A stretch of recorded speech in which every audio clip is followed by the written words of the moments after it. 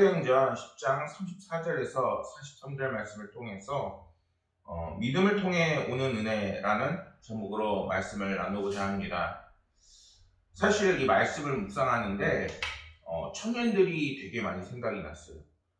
이전에 청년들과 만나서 예수님의 그 복음을 전하고 또한 그들에게 복음을 증거했을 때에 저에게 오는 그런 느낌들이 있는데 어떤 느낌이냐?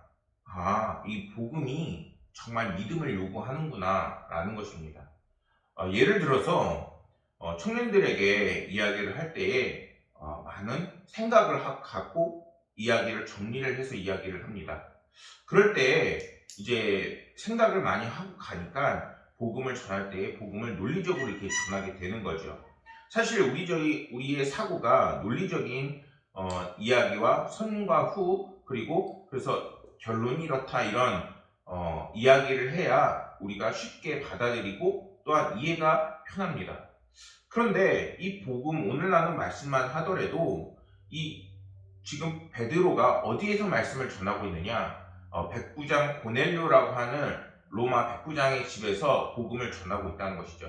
한 번도 이 사람들은 하나님에 대해서 들어본 적이 없고 이 사람이 나중에 사도 바울을 통해서 이제 복음을 듣게 되어지고 하나님께서 세 가지 환상을 통해서 베드로를 이끌어 그 집과 가정에 그를 보내셔서 오늘의 복음, 예수 그리스도의 복음을 전하고 있는 상황인 것입니다.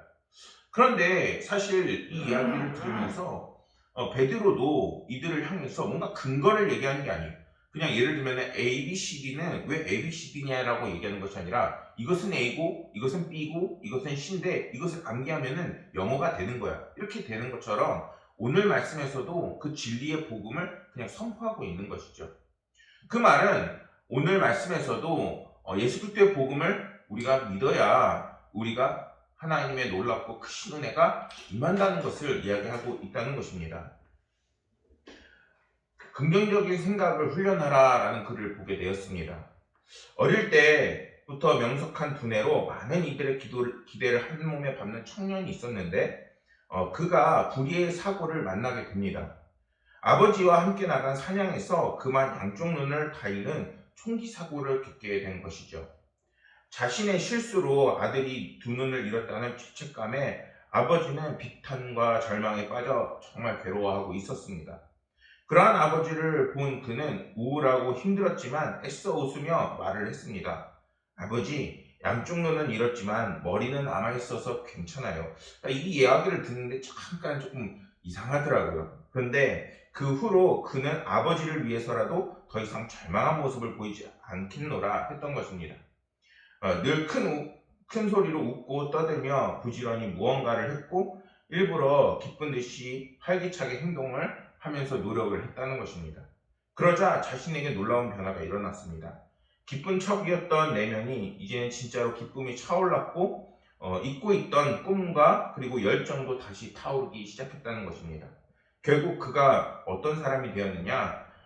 영국의 경제학자이자 국회의원이 되었고 최신부 장관까지 되었다는 이야기입니다. 사실 이 예화를 듣는데 긍정적인 마음을 갖자 그리고 행동을 하자 그런 마음이 자신 안에 깃들었고 그리고 자신도 긍정적으로 변했다는 것이죠. 그런데 사실 이런 글을 읽을 때 사실 마음이 많이 힘듭니다. 오히려 왜냐하면은 내가 긍정적인 생각을 하려고 하지만 생각보다 긍정적인 마음이 안 떠오를 때가 더 많다는 것이죠. 사람은 기분의 영향을 많이 받아요. 그런데 오늘날 우리가 언제 있든 어디에 있든 정말 이것만 있으면은 우리 가운데 감동과 은혜가 찾아오는 진리가 이미 우리 가운데 있습니다. 그것이 무엇이냐? 바로 예수 그리스도의 복음이요 오늘 함께 나누고 있는 부활의 영광인 것입니다. 우리가 이 복음의 진리를 붙잡을 때에 하나님께서는 우리가 마르지 않는 감동과 은혜를 분명하게 우리에게 끼치게 되는 것입니다. 그리고 부활의 영광까지도 이제는 우리가 단순히 죽음으로 끝나는 것이 아니라 사망 권세를 이기신 주님께서 나를 이제는 도우시고 함께 하신다는 그 믿음이 우리 가운데 있을 때에 정말 긍정적인 생각 또한 긍정적인 것들이 이제는 선한 영향력들이 우리 가운데에 쌓이게 되는 것입니다. 그렇습니다. 믿음 역시 훈련인 것입니다. 사람은 절망적인 환경을 만났을 때 쉽게 절망하고 낙담하고 긍정적인 생각조차 할 수가 없습니다. 그런데 그곳에서 건져내 주시는 분이 바로 주님인 것입니다. 주님은 우리를 죄에서 건져내 주시기 위해서 어디에 달려 돌아가셨느냐? 십자가에 달려 돌아가셨을 뿐만 아니라 오늘 함께 나누는 부활절에서는 사망 권세를 이기시고 악한 것과 죄를 모든 것을 이기신 아버지 하나님께서 놀라운 은혜를 우리에게 부어주시고 계신 것입니다. 부활절인 오늘 우리에게 정말 부활의 영광을 보여주신 주님께 감사할 수 있고 또한 이제는 그 은혜를 받아 누리는 저희들이 되어야 하는 것입니다. 오늘 말씀은 베드로가 이제는 백부장 고넬료 가문에 가서 그 사람들을 만나는 장면입니다. 베드로는 정말 유대인에게만 복음을 전해야 된다라고 생각을 했습니다. 그런데 오늘 말씀에서는 하나님께서 이제는 그를 이방인에게 보내셔서 누구에게든 어느 누구든지 그에게 믿음만 있다면은 구원을 받을 수 있다는 것을 우리에게 보여주시고 계시는 것입니다. 예수님은 화평의 복음을 전하기 위해 이 땅에 오셔서 성령과 기름 부음을 받으신 하나님의 아들로 능력이 많으시고 생명의 주님이심을 그가 고백하고 있습니다. 그리고 그분은 이제는 십자가에 달려 돌아가셔서 사흘 만에 부활하시고 이제는 제자들에게 평안과 그 복음 전파의 사명을 주셨습니다. 근데 그것 역시 오늘날 우리에게도 함께 주시고 계신 메시지임을 우리는 잊지 말아야겠습니다. 고넬료는 하나님을 경외하는 신실한 믿음을 가졌지만 예수 그리스도에 대한 이 복음을 듣고서야 비로소 믿음이 생기게 됩니다. 사실 청년들에게도 이제 복음을 전할 때 보면은 청년들이 하나님은 알아요. 그리고 하나님에 대한 이미지가 어떠냐라고 하면은 생각보다 하나님이 크시고 그리고 능력이 많으시고 그리고 포근하다는 느낌이 별로 없습니다. 약간 뭔가 능력이 있으신 신과 같은, 물론 하나님이 신이시죠. 그런데 그러한 이미지가 매우 강합니다. 그런데 그들에게 그리고 어린아이들에게 제가 복음을 증거할 때 어떻게 증거하느냐, 이런 예수 그리스도의 복음을 중심으로 하나님께서 얼마나 사랑하시고 그리고 그러면서 얼마나 능력이 많으신지를 전하려고 많이 했습니다. 우리는 정말 하나님이 사랑이 많으신 분이심을 깨달아야겠습니다. 그리고 오늘 말씀에서도 하나님께서는 그 사랑을 이제는 부활의 그 영체로 우리에게 보여주시며 내가 너희들을 이제는 하나님의 은혜로 감싸겠다라는 것을 분명히 말하고 계심을 알아야겠습니다. 34절과 35절 말씀을 통해서 베드로는 하나님은 왜 사람의 외모를 보지 아니하시고 각 나라 중 하나님을 경외하며 의를 행하는 사람은 다 받으시는 줄 깨달았도다 라고 말씀을 합니다. 이는 하나님께서 사람을 외모나 혈통이나 국적이나 다른 것으로 판단해서 당신의 백성으로 받아들이신 것이 아니라 오직 하나님께서는 믿음을 통해서 그리고 이제 예수를 통한 거룩한 삶을 통해서 이제는 우리가 살아가는지를 보시고 당신의 백성으로 받아들이신다는 것입니다. 하나님의 백성이 되는 조건은 오직 그가 얼마나 신실하게 하나님을 경외하고 사랑하느냐에 달려 있다는 것입니다. 예를 들어 창세기 말씀에 보면은 아브라함은 특별한 자질을 갖춘 사람이 아니었지만 오늘날까지 믿음의 조상이라고 불립니다. 그가 어떻게 믿음의 조상이라 불릴 수 있나요? 물론 그가 우리에게 믿음을 보여주는 그런 놀라운 행동들도 있지만 그 행동의 그 기반에는 그가 하나님의 그 사랑을 깨닫고 그리고 하나님께서 얼마나 우리를 돌보시고 함께 하시는지를 믿는 그 믿음이 그 가운데 있었다는 것입니다. 우리는 하나님이 그분은 사랑이시고 그리고 오늘날 능력이 많으시고 오직 그분이 하나님이시며 그리고 오늘날 우리를 도우시고 함께 하실 것이라는 그런 강력한 믿음을 이제는 가지고 세상을 나아가야 하는 것입니다. 뿐만 아니라 하나님께서 그에게 100세 되던 해에 아들 이삭을 번제물로 바치라고 명하실 때도 그는 하나님께서 나를 위해서 그를 죽였다 살릴 수도 있고 아니면 다른 무언가를 준비하셨기 때문에 하나님에 대한 무한정 신뢰가 있었습니다. 이처럼 아브라함은 하나님의 어떠한 명령에도 순종하고 하나님을 신뢰하는 신실한 믿음을 가지고 있었던 것입니다. 하나님께서는 하나님의 백성으로 누군가를 받아들이실 때 오직 그 기준이 믿음임을 말씀하고 계십니다. 그렇게 이제 하나님이 주시는 은혜와 복을 누리기 원한다면은 우리 가운데 이제는 믿음이 필요한 것입니다. 근데 그 믿음은 무엇일까요? 단지 겉으로만 하나님을 믿는다 이러한 믿음이 아니라 정말 복음이 무엇인지 알고 그리고 그 복음을 향한 믿음과 열정과 그리고 우리의 속 깊은 곳까지 주님께서 다스려 주시길 원하는 순복하는 그 마음이 필요한 것입니다. 그럴 때 하나님께서는 그 하나님께 순종하고자 하는 마음 그리고 또한 그 믿음을 통해서 하나님의 백성으로 받아주시고 우리에게 오늘의 그 부활의 은혜와 영광을 더해주시게 되는 것입니다. 36절 말씀에서 사도 베드로는 하나님께서 만유의 주 되신 예수 그리스도로 말미암아 화평의 복음을 전하셨다라고 말씀합니다. 여기서 화평의 복음이란 그 복음이 이제는 인간과 하나님 그리고 인간과 인간을 화해시키는 그 가장 중요한 그리고 근간이 된다는 것입니다. 우리가 이 세상에서 정말 화평을 누리고 자유를 누리려고 애쓰지만 그 어느 곳에서도 벗어나지 못하는 것이 우리들의 삶입니다. 나라들이 지금은 전쟁을 덜하지만 지금 러시아하고 우크라이나가 전쟁을 하잖아요.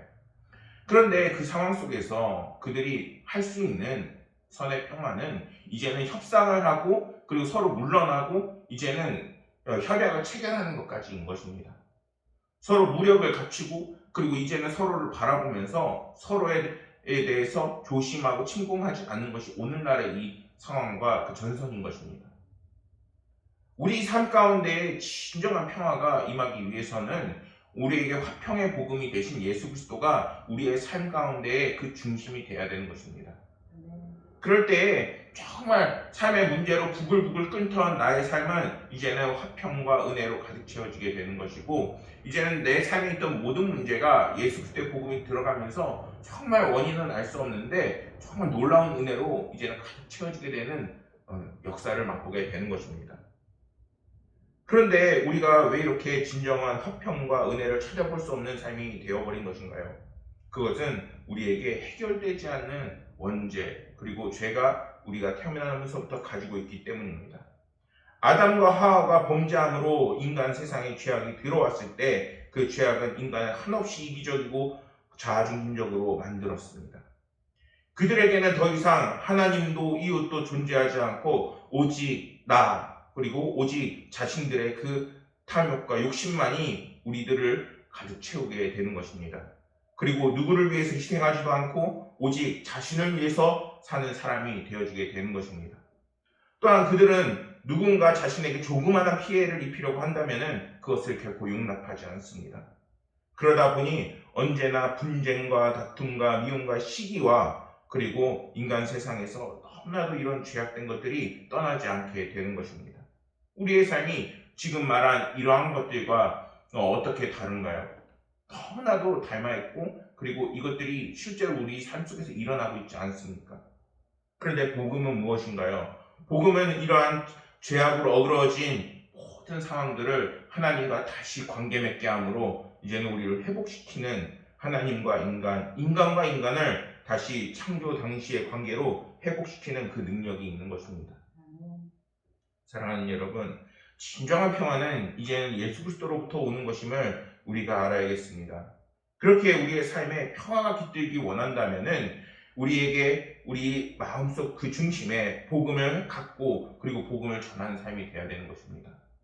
복음을 왜 전파해야 되냐고요? 이제는 이러한 예수 그리스도의 복음이 전파돼야지만 우리의 삶과 나의 중심과 그리고 모든 가정과 이제는 교회와 나라 민족까지도 주님의 은혜로 감싸지게 되는 것입니다. 정말 그 가정이 깨어지는데 그것을 막기 원하시나요? 이제는 그 중심에 예수 그리스도가 있어야 되는 것입니다. 내 삶에 나의 자아가 중심이 분열되고 실망하고 절망하고 낙담하나요? 그 속에 예수 그리스도가 있어야 되는 것입니다.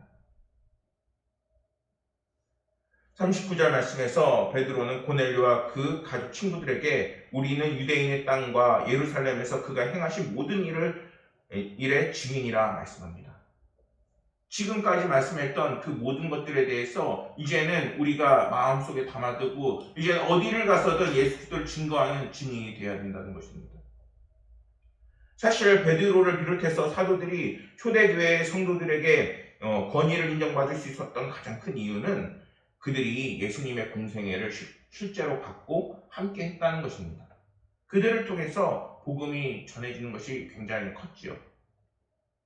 그런데 이러한 사도라도 이제는 그들이 아니라도 오늘날에도 예수 그리스도의 그 복음이 전파되고 이제 우리 가운데 예수 그리스도의 성령의 그 은혜가 충만해질 수가 있습니다. 무엇으로 가능한가요? 이제는 예수 그리스도를 체험하는 그 예수 그리스도를 믿는 그 믿음으로 가능해지게 되는 것입니다. 주님, 이제는 당신은 나의 삶의 주인이십니다. 주님, 내가 오늘 부활절인 오늘 예수 그리스도의 부활을 믿고 그리고 그 부활의 믿음으로 다시 한번 하나님의 은혜가 내 삶에 더해질 것을 믿습니다.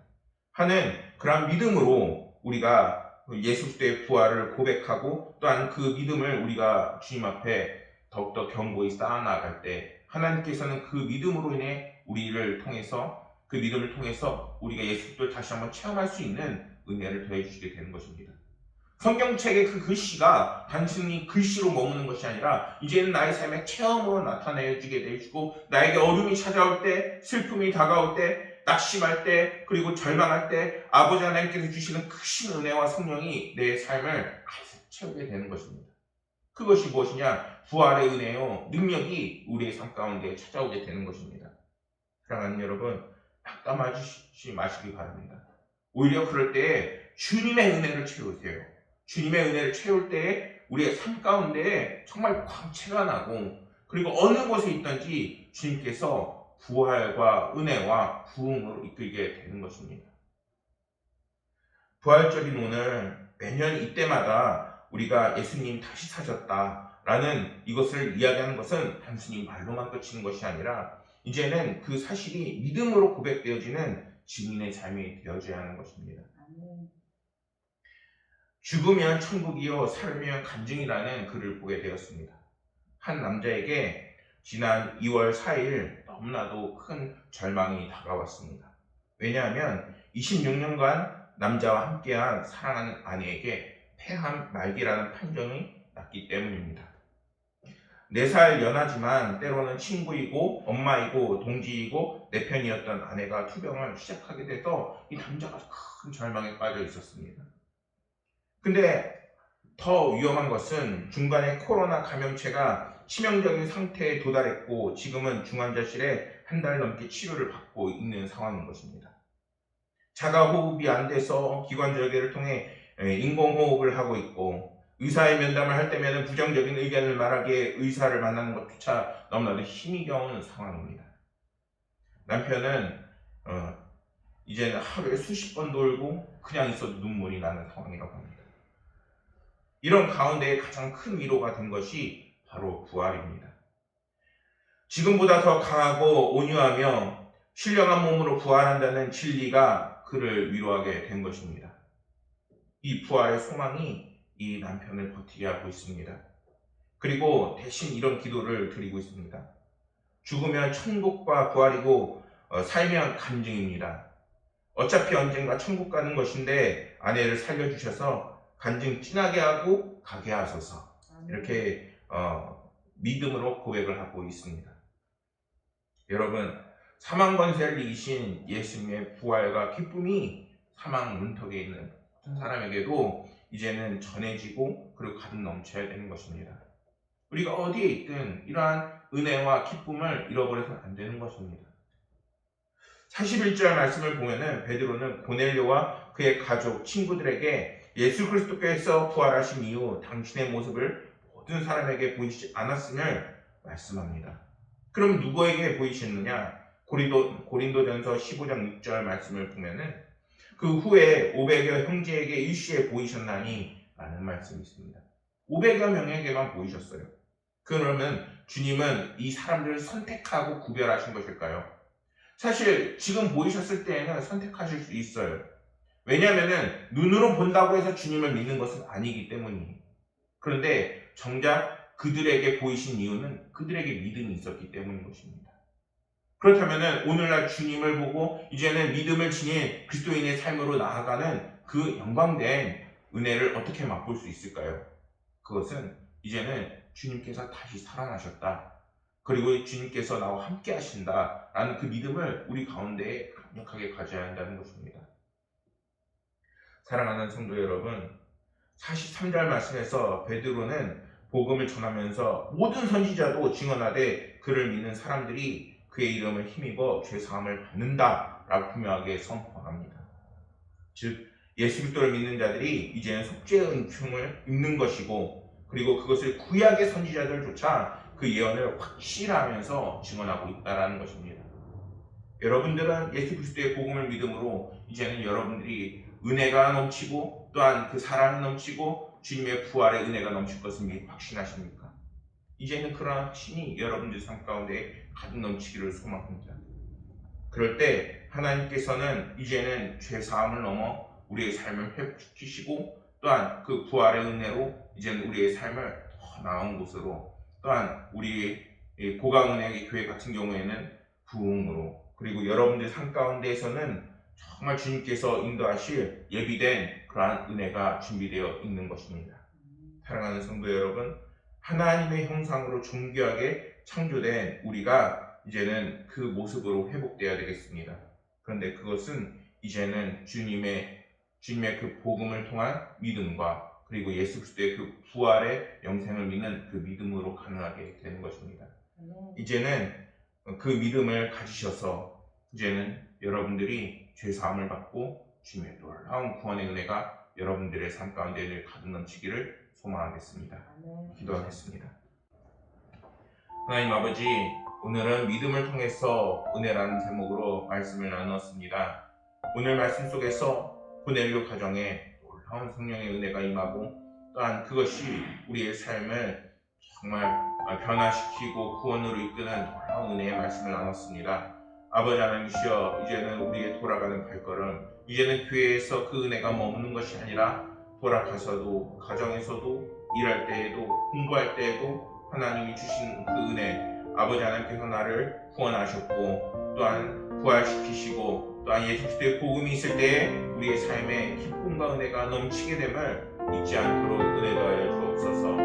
아버지 하나님, 오늘 주님전에 나오면서도 정말 기쁨이 없고 정말 무거운 짐을 가지고 나오는 성도들이 있습니다. 아버지 하나님께서 이제는 그 모든 것들을 변화시키셔서 그 모든 문제를 만져주옵시고, 하나님의 놀랍고 크신 은혜로 이제는 문제들을 정리하여 주옵소서.